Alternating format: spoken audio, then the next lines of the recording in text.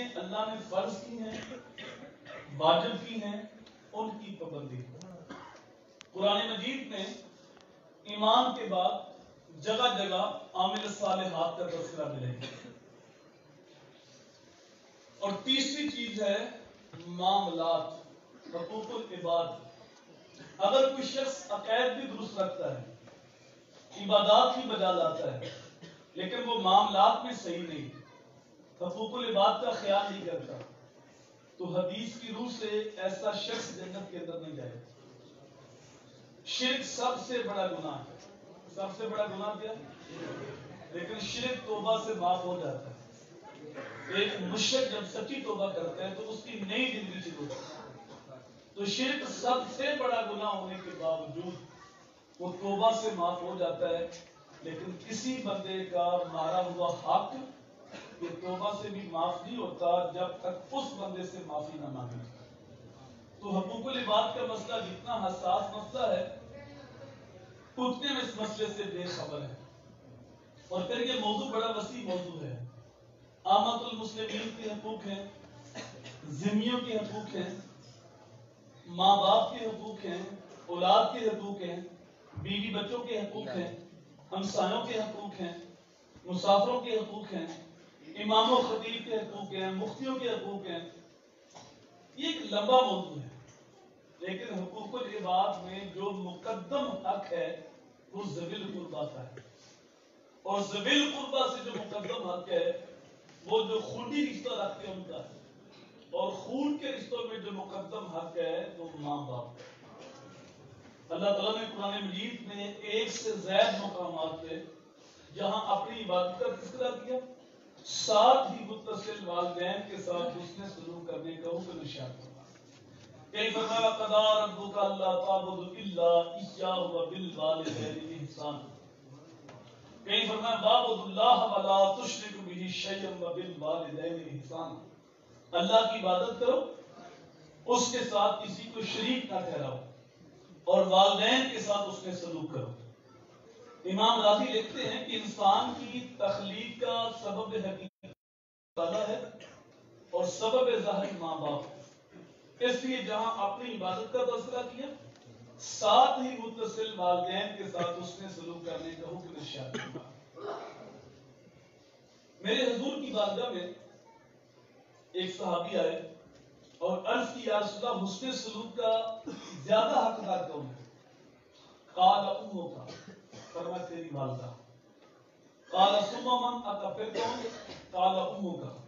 دوسری بار بھی حضور نے ماں کا نام لیا۔ تیسری بار پھر پوچھا ثم من، پھر کون؟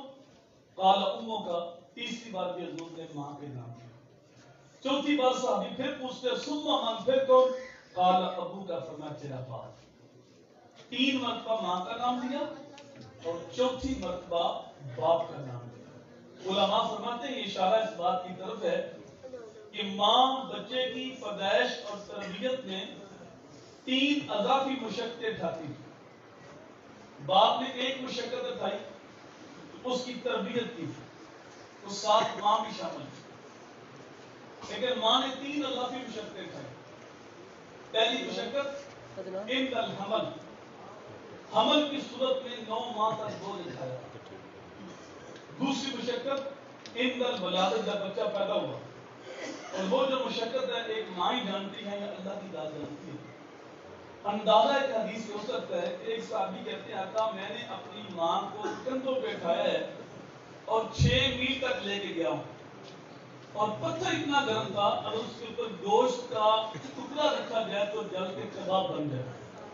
تو کیا میں نے اپنی ماں کا حق ادا کر دیا؟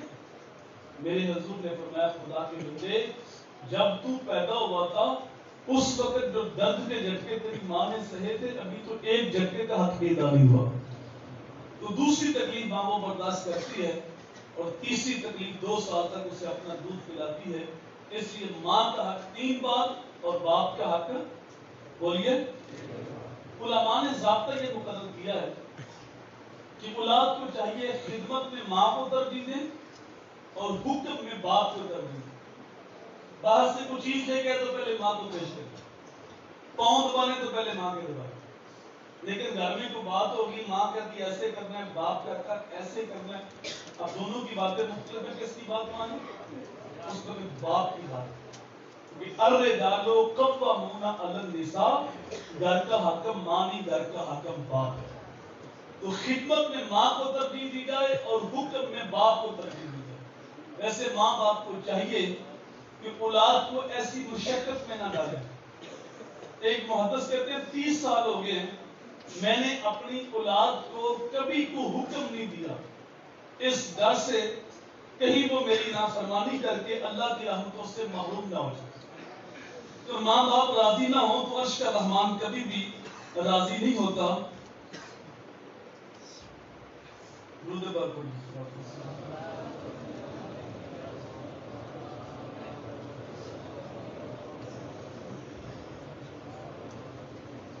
اصل میں ہمیں دین سمجھنے میں ٹھوکر لگی ہے. ہم پیر صاحب کے تو ہاتھ بھی چومتے ہیں، پاؤں بھی چومتے ہیں، لیکن ماں باپ کی نافرمانی کرتے ہیں. پیر صاحب کے سامنے یوں ہاتھ باندھے کھڑے اور ماں باپ کے سامنے چلاتے ہیں، چیختے ہیں. ہمیں پتہ نہیں ماں کس ہستی کا نام ہے، ہمیں پتہ نہیں باپ کس عظیم ہستی کا نام ہے.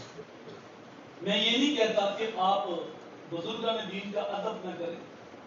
میرے دین کا بنیادی مقصد ادب کو عام کرنا ہے. میرے دین کا اگر آپ دوسرا نام پوچھیں تو دین اسلام کا دوسرا نام دین ادب ہے. یہاں تک میرے حضور جو بڑوں کا ادب نہیں کرتا، چھوٹوں کا شفقت نہیں کرتا، نہیں سمجھنا اس کا نسب کوئی طرح. میرا پیغام یہ ہے کہ تمہارا سب سے بڑا پیر تمہارا باپ ہے، تمہاری سب سے بڑی پیرنی تمہاری ماں ہے. اگر ماں باپ کا دل دکھایا ہے، ماں باپ کی نافرمانی کی ہے، تو یہ مکے والا بابا تو شاید کو نہیں، یہ پیڑھی والا بابا تو اوقات ہی کوئی لگتا. یہ 2 نمبر 4 نمبر 420 نمبر جو پیر ہیں ان کی تو حیثیت ہی کوئی نہیں. وقت کے غوث بھی تمہارے حق میں دعا کرے تو ان کی دعا بھی تمہارے حق میں قبول نہیں ہوگی. میں نے کسی حدیث میں نہیں پڑھا کہ اللہ کے ولی کے چہرے کی زیارت کرنے سے حج کا ثواب ہوتا ہے. اگر پھر ثواب ہوتا ہے لیکن حج کا نہیں ہوتا. میں نے کسی حدیث میں نہیں پڑھا کہ کعبۃ اللہ کو دیکھنے سے حج کا ثواب ہوتا ہے، اگر پھر ثواب ہوتا ہے. میں نے کسی حدیث میں نہیں پڑھا گنبد خضرا کو دیکھنے سے حج کا ثواب ہوتا ہے، اگر پھر ثواب ہوتا ہے. میں نے کسی حدیث میں نہیں پڑھا قرآن مجید کو دیکھنے سے حج کا ثواب ہوتا ہے، اگر پھر ثواب ہوتا ہے. آپ 15 لاکھ روپیہ لگائیں، پرائیویٹ حج کر کے ہیں، گارنٹی کے ساتھ نہیں کہہ سکتے میرا حج قبول ہے. لیکن یہ جملہ دل کی تختی پہ نوٹ کر لو، جس نبی کا ہم کلمہ پڑھتے ہیں، جس سونے کا ہم میلاد مناتے ہیں، اس محبوب کا فرمان ہے کہ ماں باپ وہ عظیم ہستیاں ہیں جس نے محبت کے ساتھ ماں کے چہرے کو دیکھا یا باپ کے چہرے کو دیکھا، اللہ اس کو مقبول حج کا ثواب عطا فرمائے. صحابی عرض کرتے بندہ نماز کو دن میں 100 بار دیکھے تو اس میں لکھی لکھتے روح البیاں کے اندر میرے حضور نے فرمایا 100 کیا تم 1000 بار بھی دیکھو، اللہ 1000 حج کا ثواب عطا. تم دیکھ دیکھ کے تھک جاؤ گے، اللہ ثواب دیتا ہوگا نہیں تھکتا. یہ وہ ہستیاں ہیں جن کے بارے قرآن بولتا ہے کہ تم ان کے سامنے اف بھی نہیں کہہ سکتے، اونچی سانس نہیں لے سکتے. لیکن اس کے باوجود 70% ماں باپ روتے ہیں کہ اولاد ہماری بات نہیں مانتی، اولاد ہمارے حقوق کا خیال نہیں کرتی، اولاد ہماری نافرمان ہوتی. تو آج جو اپنے حقوق کی جنگ لڑتے ہیں وہ اپنے فریض سے غافل ہیں. آج ہر بندہ کہتا ہے کہ مجھے میرے حقوق مل جائیں، لیکن اپنے فریض اور اپنی ذمہ داریوں سے وہ غافل ہیں. حضور کی تعلیمات سے ہم بے خبر ہیں. اور جن ماں باپ نے اپنی ذمہ داریاں پوری کی ہوتی ہیں، یعنی اولاد کے حقوق پورے کیے ہوتے ہیں، ہم نے دیکھا ان کی اولاد ساری زندگی ان کے سامنے آنکھ بھی اٹھا کے نہیں دیکھتی. شکوہ اس وقت کرنے کی نوبت آتی ہے جب ہم اپنی ذمہ داریاں پوری نہیں کرتے. ہم سمجھتے صرف ماں باپ کے حقوق ہیں، ایسا نہیں.